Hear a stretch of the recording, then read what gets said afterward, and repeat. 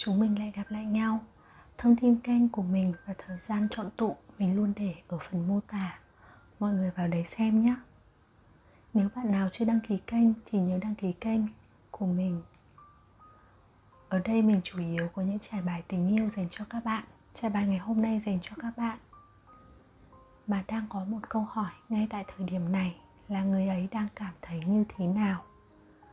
Người ấy ở đây có thể là người yêu hiện tại của bạn, người yêu cũ hoặc crush của bạn. Nếu trong những trải bài nào mình nói rõ chỉ dành cho người yêu hiện tại thì các bạn đã chia tay đừng xem, vì mỗi một nội dung lại liên quan đến những đối tượng trải bài khác nhau và là thông điệp chung, nên mình mong các bạn đón nhận cởi mở dùm mình nhé. Mình hôm nay có 4 tụ bài cho mọi người chọn. Tụ bài số 1, tụ bài số 2, tụ bài số 3 và tụ bài số 4. Tương ứng, mình sẽ cho mọi người chọn 4 loại bánh mình đã làm.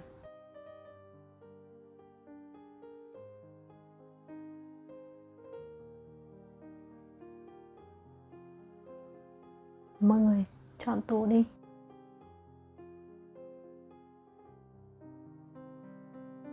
Mọi người lựa chọn tụ bài dựa theo trực giác của bản thân. Có thể chọn từ 1 đến 2 tụ, nhưng đừng chọn hết cả 4 tụ, vì như vậy thông điệp sẽ không còn chính xác nữa. Với cả đợt này kênh của mình được bật quảng cáo rồi ấy. Mọi người nếu mà có thấy bất tiện vì phải xem quảng cáo thì thông cảm dùm mình nhé. Mình không xem trải bài riêng nên chi phí từ quảng cáo sẽ giúp cho mình có thể duy trì kênh và có thể theo đuổi con đường này lâu dài. Và mình mong là mọi người sẽ đồng hành cùng mình. Mình xin cảm ơn mọi người rất nhiều. Bây giờ chúng ta sẽ bắt đầu với tụ bài số 1 nhé. Đây là tụ bài số 1 của các bạn nhé.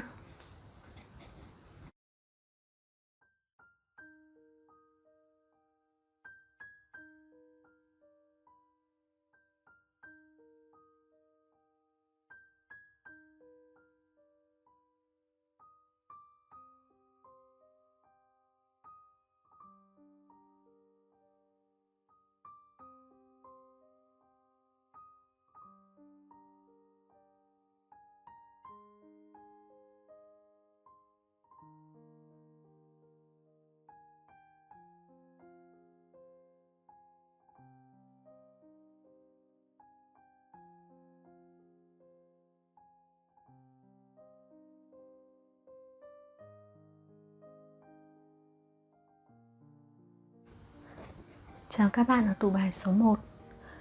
Có lẽ khoảng thời gian mà mối quan hệ này đổ vỡ kết thúc thì cả bạn và họ đều đã rất là vật vã mệt mỏi mới thoát ra khỏi được những nỗi buồn và dư âm của mối quan hệ. Mối quan hệ của các bạn đã dừng lại đột ngột và khiến cho cả hai bạn đều thực sự rất là bất ngờ. Cả hai bạn đều không biết những cái tình huống này sẽ xảy ra trong mối quan hệ của mình. Đôi khi thời điểm trước đó hai người vẫn còn vui vẻ và nói chuyện với nhau rất là bình thường, nhưng mà có một cái tình huống nào đó xảy ra đột ngột và tự khắc hai người tách nhau ra. Thực sự là cái sự việc này là bắt buộc phải xảy ra để kết thúc cái vòng lặp cũ trong chuyện tình cảm của các bạn. Mối quan hệ cũ đã khiến cho các bạn trong tụ bài này vô cùng mệt mỏi. Theo như mình thấy thì có lẽ là các bạn đã vướng vào một mối quan hệ 3 người. Hiện tại ở thời điểm này mình nghĩ họ và bạn đều đã vượt qua được rồi. Thực ra dư âm của tình cảm cũ ấy, đôi lúc cũng vẫn khiến cho họ cảm thấy mệt mỏi và buồn. Kể cả bản thân bạn cũng vậy. Và cả những cái nỗi sợ khi nghĩ về nó nữa. Đây là mình đang xem về cái cảm nghĩ của họ, cái cảm nhận của họ, cái suy nghĩ của họ lúc này đấy. Thì họ cảm thấy mệt mỏi và buồn. Họ có nỗi sợ ở trong cái mối quan hệ này. Mối quan hệ này có thể là các bạn khi ở cạnh nhau đã trigger những cái nỗi sợ ở trong nhau. Họ thì hiện tại là mình thấy là họ cũng xác định là sẽ chôn sâu cái mối tình với bạn vào quá khứ để tiếp tục cuộc sống. Thời điểm ban đầu mà khi kết thúc cái mối quan hệ này thì họ cũng không cam tâm đâu. Vì thực ra ấy, nếu nói là họ không có tình cảm với bạn thì không phải. Họ có yêu bạn nhé. Họ cũng đã từng có những giây phút nghĩ rằng sẽ đi với bạn đến cuối cùng. Tuy nhiên cuộc sống mà, có nhiều thứ diễn ra mà chính bản thân họ và bạn cũng không thể nào kiểm soát hết được. Hơn nữa là khi mà vướng vào một mối quan hệ ba người thì theo như mình biết rằng nếu như mà mình không biết thì thôi, chứ nếu như mà mình đã biết rồi, một là mình là người thứ ba vô tình ở trong một mối quan hệ, sớm thì muộn mình cũng phải nghĩ cách để rời đi, bởi vì không thể duy trì mãi một mối quan hệ như vậy được. Hai là mình là người đến trước nhưng mà họ vô tình có người thứ ba. Điều đấy cũng khiến mình phải suy nghĩ nhiều chứ, đúng không? Bởi vì rõ ràng là tình cảm của họ phải như thế nào đó thì mới có người thứ ba được. Nếu như mà họ vẫn chung thủy, vẫn yêu mình, vẫn hạnh phúc với cái thứ tình cảm của họ đối với mình thì làm sao mà có chỗ để cho người thứ ba bước chân vào được. Rõ ràng ở đây là giữa mình và họ có vấn đề, tức là có một cái vấn đề gì đó giữa hai người. Có thể chỉ đơn giản rằng là tự nhiên cái cảm xúc yêu của họ ở lúc thời điểm đấy nó bị tụt xuống chẳng hạn, hoặc là tâm trạng của họ vào cái giai đoạn đấy họ cảm thấy rằng ở bên cạnh người kia họ cảm thấy tốt hơn chẳng hạn. Đấy, tức là nói tóm lại là khi trong một mối quan hệ mà nó còn nảy sinh cái vấn đề thứ ba ở đây thì rất là khó để bền được. Mà nếu như mà mình mà chấp nhận ở trong một mối quan hệ như vậy, mình cũng phải hy sinh rất là nhiều. Cho nên là mình thấy ở đây nhá, có một số bạn chọn thủ bài này là các bạn đã có người mới rồi, thậm chí còn có một tình yêu đẹp với người mới nữa cơ. Tuy nhiên bạn vẫn muốn biết thêm thông tin về người cũ, bạn vào cái trải bài này bạn xem ấy, thực ra là vì các bạn tò mò là chính. Đây là mình nói một số bạn nhé. Cũng có một số ít các bạn khác là còn mong người này kết nối lại với bạn. Thực ra nhiều bạn quyết định rời đi vì các bạn đã thức tỉnh rồi. Các bạn biết là người cũ này không phù hợp với mình. True love, tình yêu thật sự của các bạn đang chờ các bạn ở ngoài kia, nên là bạn đã chủ động rời đi. Cho dù là trong lòng cái giai đoạn ban đầu ấy cũng rất là còn vương vấn nhiều, nhưng bạn biết cái gì là tốt cho mình, cái gì là đúng đắn với mình.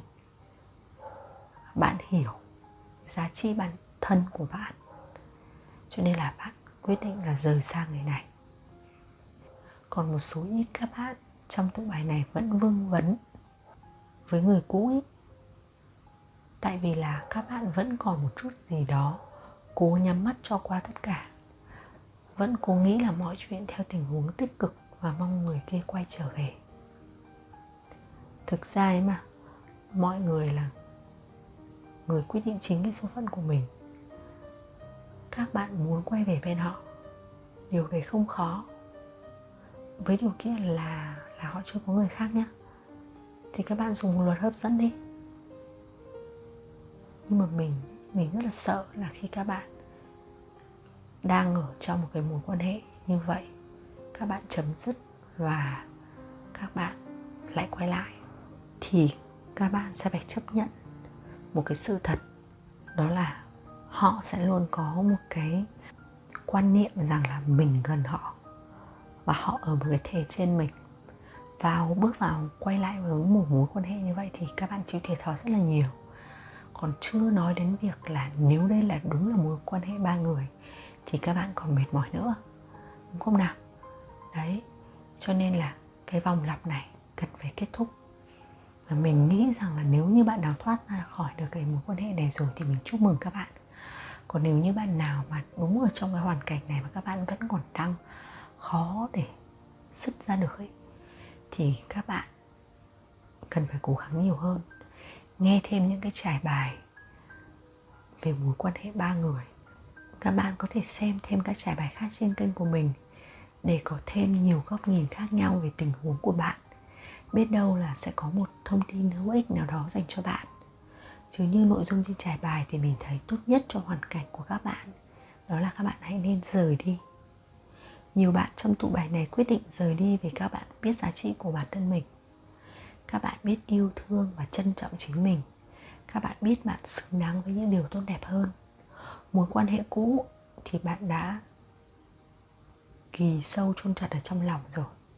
Bạn quyết tâm thay đổi để sống cuộc sống của chính mình và tìm hạnh phúc của mình.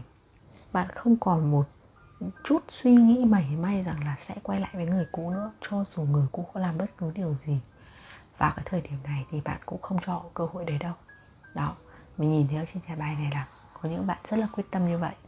Cho nên cái thời điểm này thì có thể nói là trong quá khứ các bạn đã ghi được điểm cao trong mắt người cũ của các bạn.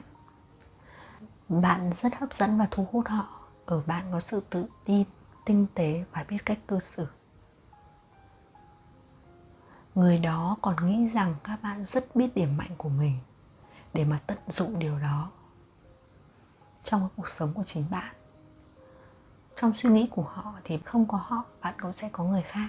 Với họ ấy thì vì bạn có một cái sức hút rất là lớn, và bạn cũng là người mà rất biết chuyển hóa cái năng lượng đó thành một cái gì đó mà rất là hấp dẫn, thu hút người khác phái.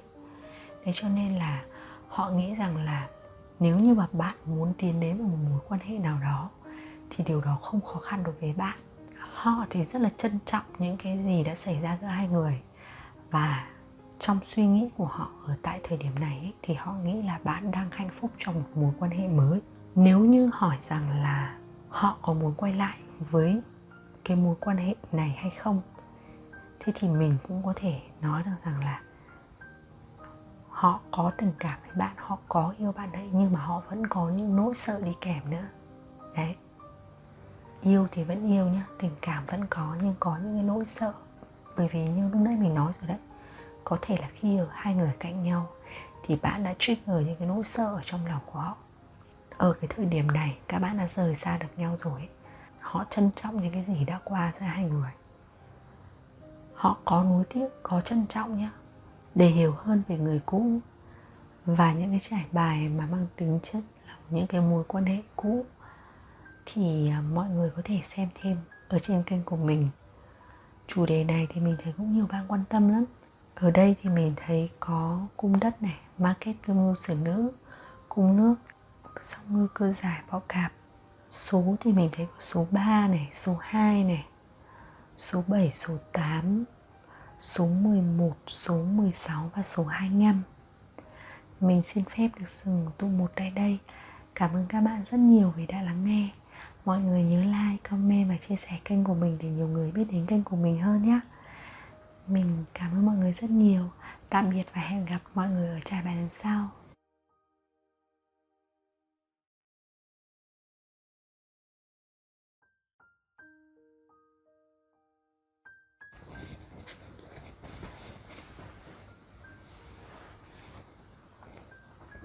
Đây là tụ bài số 2 của các bạn nhé.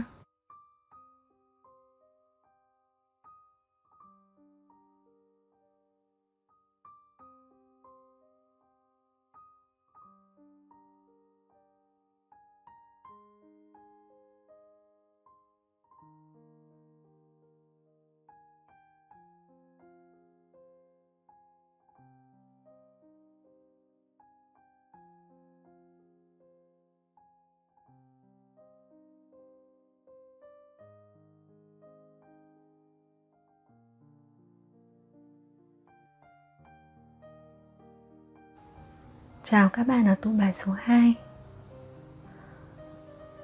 Tụ bài này thì mình cũng có cảm nhận rằng các bạn chọn tụ bài số 2 này là các bạn cũng có liên quan đến một mối quan hệ 3 người nhé.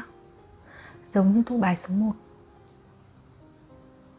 Trường hợp thứ nhất là có một số bạn trong tụ bài này thì có khi hai bên sắp cưới rồi thì lại có người khác nhảy vào.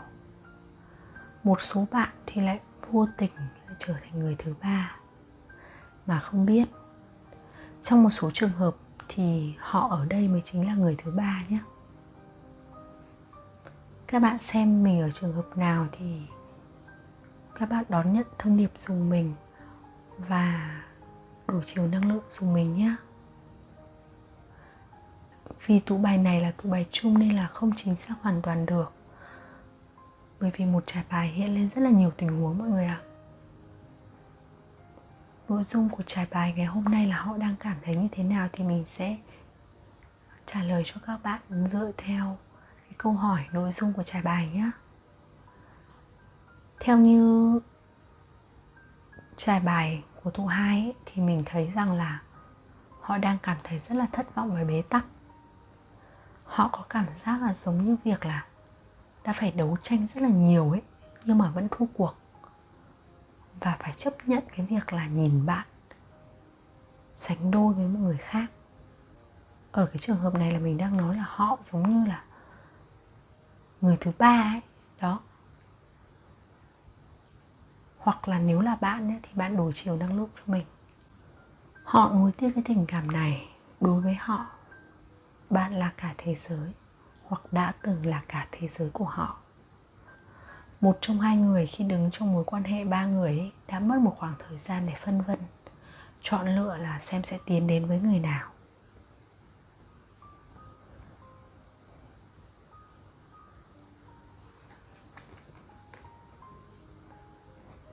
Có vẻ như các bạn trong tụ bài này đã chọn cho mình một bến đỗ an toàn và rời xa người kia. Họ cũng thất vọng nữa, bởi vì họ đã từng nghĩ rằng bạn sẽ chọn họ, và đến cuối cùng thì mọi thứ không như họ nghĩ, nên họ cảm thấy rất là bế tắc. Họ là người giàu lòng trắc ẩn này, nhạy cảm, tận tụy. Ở cái giai đoạn này ấy, thì họ đang cố gắng xây dựng một cuộc sống của mình lại, tập trung vào công việc. Với họ ở cái thời điểm này ấy, mục đích của họ là công việc, sự nghiệp và tài chính.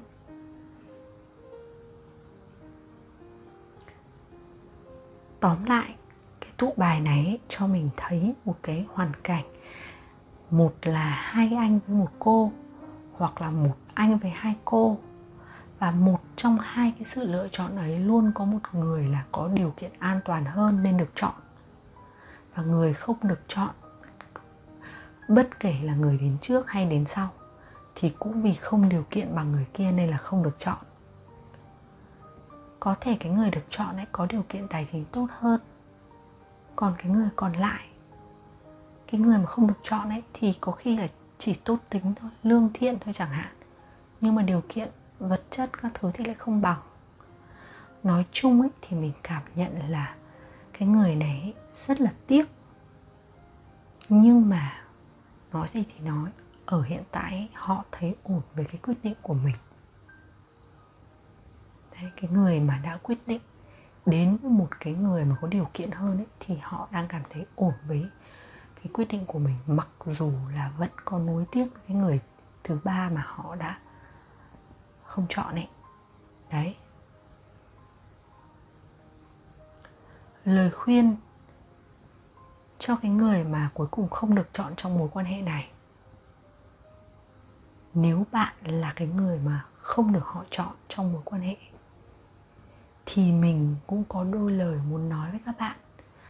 Đôi khi trong cuộc sống ấy, mình cứ tưởng mọi thứ là tốt đẹp, là đáng giá, là giá trị, nhưng mà chưa chắc là khi mình có được nó mình sẽ còn cảm nhận như vậy. Đôi khi chúng ta trong cuộc đời chỉ là có duyên để gặp gỡ một đoạn đường thôi, không thể chung bước lâu dài được, nhưng ít nhất cũng từng là một phần kỷ niệm trong cuộc đời của nhau. Hãy xem đó là những cái kỷ niệm đẹp. Hãy yêu thương chính mình và mở rộng lòng mình hơn. Hãy tin ở cuộc sống. Bạn phải có niềm tin. Tin vào cuộc sống, tin rằng vũ trụ sẽ cho bạn gặp một người và là một nửa của bạn, là một người mà phù hợp với bạn. Quá khứ sẽ dạy cho ta những cái bài học để từ đó ta trưởng thành hơn. Cho nên không có gì để ta phải ân hận hay là nuối tiếc vì đã từng yêu và tin như vậy cả. Nếu mà chúng ta không dám sống thật với cảm xúc của mình ấy, thì làm sao được gọi là yêu, đúng không nào? Cho nên là không sao cả, chúng ta còn rất nhiều cơ hội ở phía trước.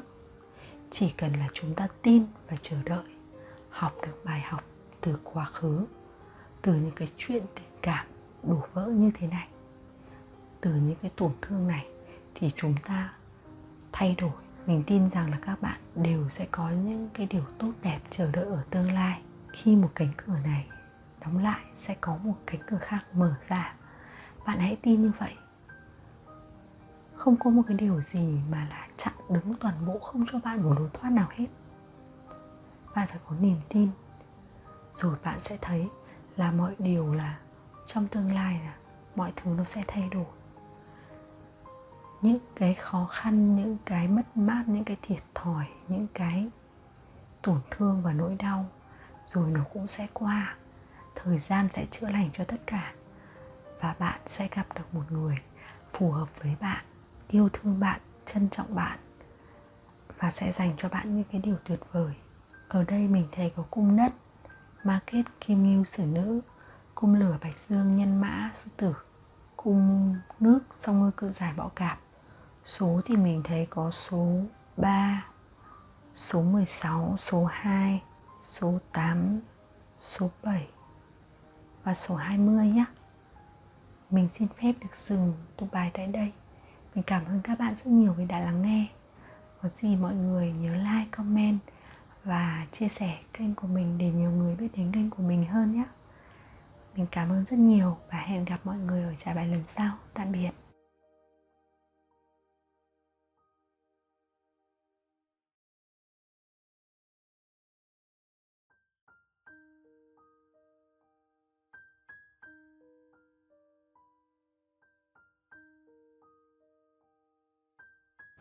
Đây là tủ 3 của các bạn nhé.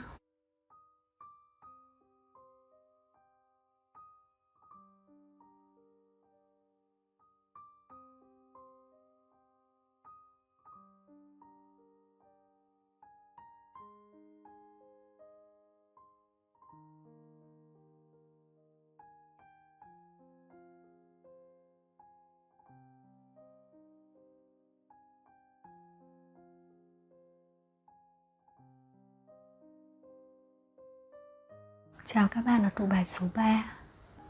Có lẽ các bạn trong tụ bài này đã chia xa nhau rồi, nhưng trong lòng họ thì vẫn có niềm tin và tình yêu này đối với bạn. Họ là người sống có hơi bị lý tưởng hóa và họ có những niềm tin hơi khó lay chuyển. Họ là người sống có hoài bão, có trách nhiệm. Người này họ nghĩ bạn là soulmate của họ, là tình yêu của họ.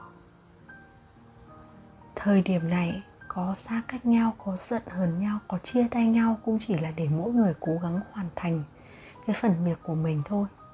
Họ vẫn có niềm tin vào mối quan hệ này.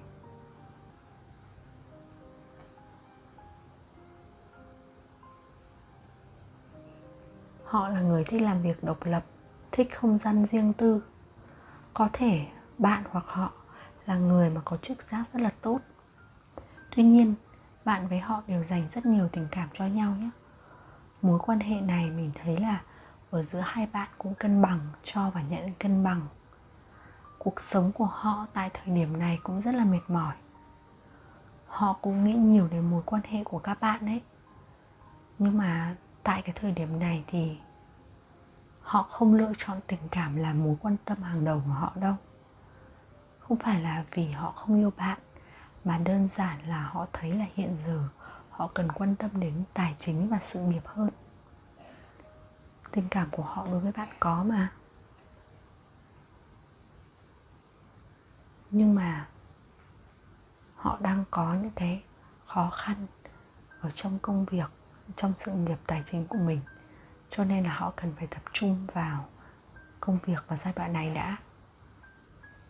Người này có niềm tin kiểu như là đã yêu nhau rồi ấy, thì bỏ nhau làm sao được. Kể cả các bạn có giận nhau cả tuần không nói chuyện, bạn thì thấy khó chịu, còn họ thì thấy bình thường. Vì đối với họ, yêu là yêu, giận nhau mấy thì rồi cũng qua. Không phải cứ kêu thôi là thôi hẳn, chấm dứt là chấm dứt hẳn. Kiểu mình phải nữ ý, cứ hay bực lên thì nói chia tay thì thì họ bảo thì chia tay thì chia tay. Nhưng mà đó không phải là điều họ nghĩ đâu. Họ không phải là người nông cạn. Họ có những cái suy nghĩ sâu ở bên trong, nhưng mà không dễ dàng chia sẻ cho bạn. Họ là người có mục đích sống rõ ràng, và họ là những người rất là giàu tình cảm. Tuy là không nói ra, nhưng trong lòng họ luôn có hình ảnh của bạn. Có thể kiểu mập mờ của họ khiến cho bạn cảm thấy khó chịu. Mối quan hệ thì lại không rõ ràng. Tại cái thời điểm này họ chắc là sẽ không cho bạn một câu trả lời mà bạn muốn nghe được đâu. Nhưng mà người này là người có trách nhiệm nhé. Cho nên là nếu bạn yêu và tin họ thì bạn hãy cho họ thêm thời gian. Rất nhiều tình huống xảy ra và cái đối phương ấy, cho dù có muốn đến mấy đi chăng nữa, họ cũng không thể nào đáp ứng được tất cả những nhu cầu của bạn. Vì vậy đến cái thời điểm đó thì phải làm sao? Đến cái thời điểm đó thì mình lại là cái người mà mình phải cân nhắc. Mình phải nhìn rõ cái hoàn cảnh. Không thể nhất đòi hỏi hoặc mong muốn những cái điều mà rất là khó để xảy ra vào cái thời điểm đó. Mình hãy cho họ, nếu như lúc này họ không làm được điều đó cho mình, thì mình hãy cho họ làm điều đó vào một khoảng thời gian mà họ có thể. Nếu như chúng ta luôn luôn đặt cái tôi của chúng ta lên, mặc dù là yêu nhau nhưng chúng ta cứ đặt cái tôi của mình lên cao quá, cái tự ái của mình lên cao quá, mà lấn át hết tất cả những cái thứ tình cảm mà dành cho nhau ấy, thì đôi khi chúng ta sau này sẽ phải hối hận. Chúng ta bực tức chia tay nhau, giận hờn nhau, nhưng mà rồi cuối cùng là nếu mà chia tay nhau thật thì chúng ta lại nuối tiếc, đúng không nào? Rồi chúng ta lại đau khổ. Cho nên là nếu như một mối quan hệ mà bạn cảm thấy rằng người đấy an toàn đối với mình, người đấy tốt với mình, trực giác báo cho mình biết rằng là người này phù hợp với mình, thì các bạn cũng nên nuôi dưỡng cái tình yêu đó bằng cách là nếu như mà bản thân mình có thể thay đổi điều gì đó để cho mối quan hệ này tốt đẹp hơn thì chúng ta nên thay đổi nhé.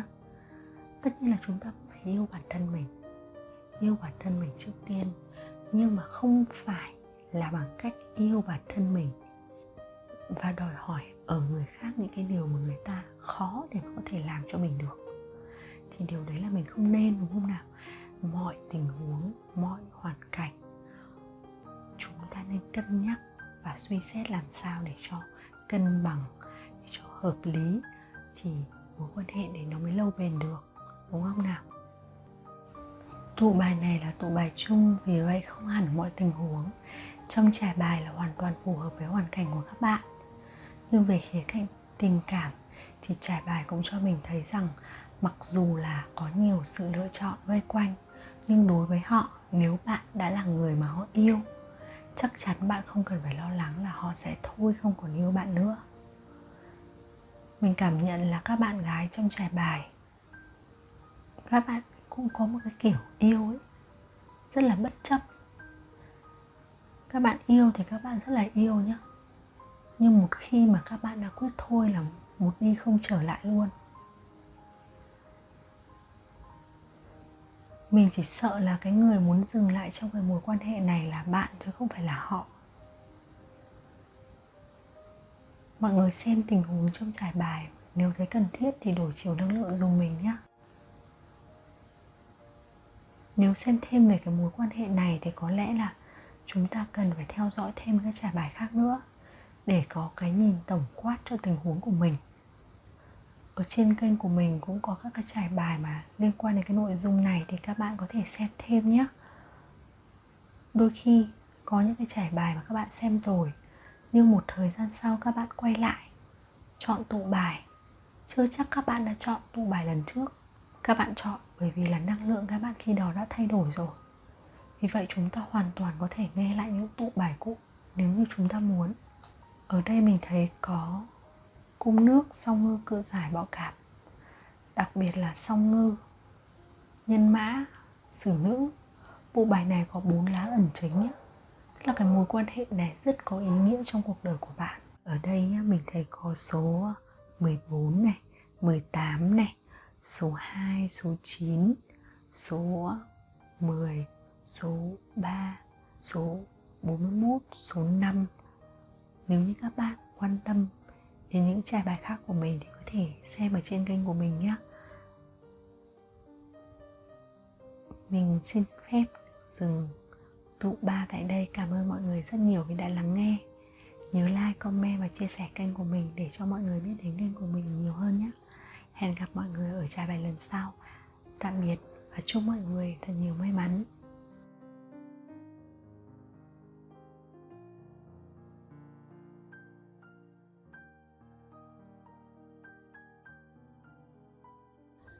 Đây là tụ 4 của các bạn nhé.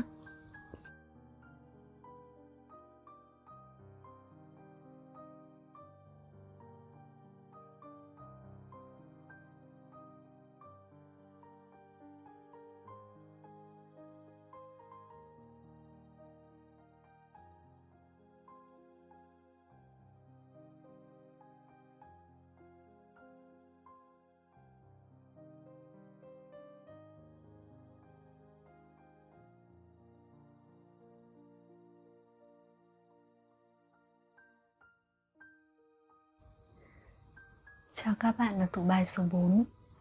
Hiện tại nếu như mà hỏi là họ đang cảm thấy như thế nào ấy, thì họ đang cảm thấy rất là buồn, cảm thấy rất là thất vọng về chính mình. Họ thấy xấu hổ, không dám đối diện với bạn.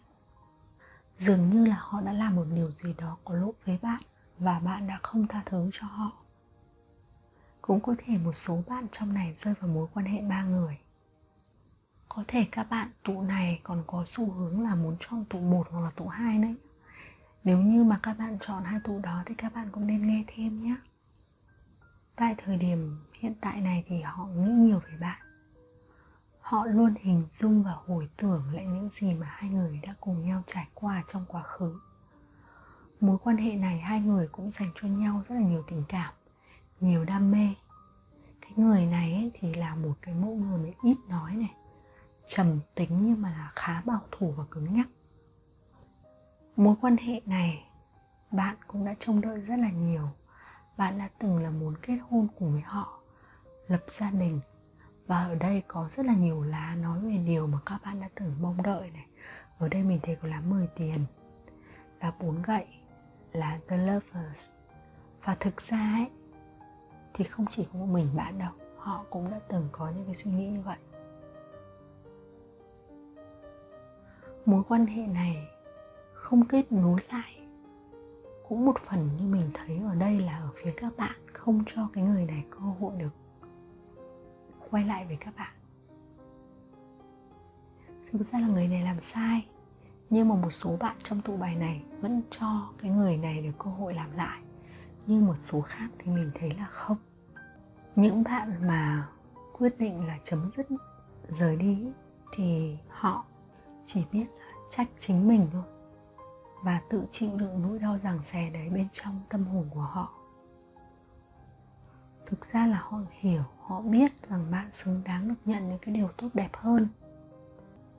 Họ cũng biết rằng là bạn sẽ gặp được một người phù hợp và là chỗ dựa vững chắc cho bạn hơn họ. Và cho dù là người đó không phải là họ đi chăng nữa thì họ cũng mong bạn hạnh phúc, mong bạn được yêu thương và gặp được đúng người mà các bạn cần gặp. Thật ra ấy, thì họ cũng đã từng rất là lạc quan về cái mối quan hệ này. Họ có niềm tin là bạn sẽ quay về và cho họ cơ hội đấy. Nhưng mà có một số bạn ở trong cái tụ bài này ấy, thì các bạn cũng đã suy nghĩ rất là nhiều. Rồi các bạn mới quyết định rời đi chứ cũng không phải là dễ dàng gì. Cái người này thì họ rất là hối tiếc và rất đau khi mà để mất bạn. Những cái khoảng thời gian mà hai người đã từng gắn bó trước đây ấy, đối với họ luôn là những kỷ niệm đẹp. Bạn là người rất là đặc biệt với họ, là người mà đã gắn bó với những cái kỷ niệm đáng nhớ mà suốt đời họ chẳng thể nào quên được. Những cái bạn gái mà chọn tụ bài số 4 này, bản thân các bạn Nếu như mà đang có câu hỏi rằng họ muốn quay trở lại với các bạn hay không ấy, thì câu trả lời của mình thấy ở trên trải bài này là có nhá. Ở đây mình thấy có lá bài yes này. Nhưng cái quan trọng là bạn có thực sự muốn họ quay trở lại với các bạn hay không? Nếu như quay trở lại và mọi thứ vẫn như cũ thì sẽ như thế nào? Đấy, các bạn phải suy nghĩ thật kỹ nhé.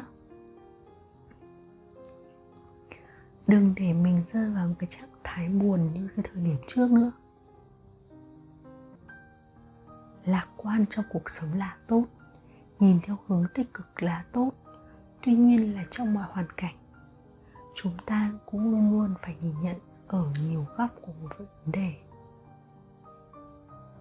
Nếu như những cái gì là lý do để mình rời khỏi mối quan hệ này, thì khi mình quyết định cho họ quay lại, mình cũng phải suy xét thật kỹ xem những điều đó liệu còn là lý do để mình lại một lần nữa rời đi trong tương lai hay không. Đấy, rồi là mối quan hệ này có những cái vấn đề ở đâu, bạn cần giải quyết nó như thế nào, hai bên cần phải thay đổi ra làm sao. Thì nếu như các bạn gái ở tuổi này có nhu cầu, có xu hướng là có muốn để quay lại với cái người này, thì các bạn cũng phải xem xét và suy nghĩ là cần phải thay đổi điều gì để tốt hơn cho mối quan hệ nếu như mà quay lại nhé. Ở đây thì mình thấy có cung đất này, ma kết kim ngưu sử nữ, cung lửa bạch dương nhân mã sư tử, cung khí song tử bảo bình thiên bình. Đặc biệt là bạch dương và song tử nhé. Số thì mình thấy có số 4, số 2, số 6, số 9, số 10 và số 20. Mình xin phép được dừng tụ 4 ở đây nhé. Cảm ơn mọi người rất nhiều vì đã lắng nghe. Mọi người nhớ like, comment và chia sẻ kênh của mình để nhiều người biết đến kênh của mình hơn. Cảm ơn mọi người rất là nhiều và hẹn gặp mọi người ở trải bài lần sau. Chúc mọi người thật nhiều may mắn.